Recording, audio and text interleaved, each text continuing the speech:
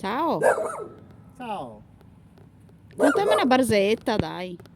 Allora, aspetta perché ho io c'hai, che se la avremo manco. Notte di Halloween che non si passai neanche da tantissimo. E se Marco che si cata sotto una essa acqua senza verse, piove, piove, piove, è già notte di Halloween.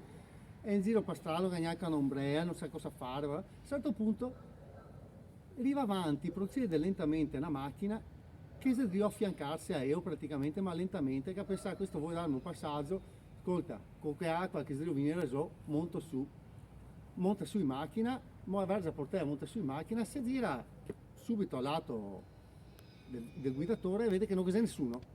Cioè, non c'è nessuno, deve guidarla, zappa e smonta al volo e scampa via. Dice qua così fantasmi, come se è possibile?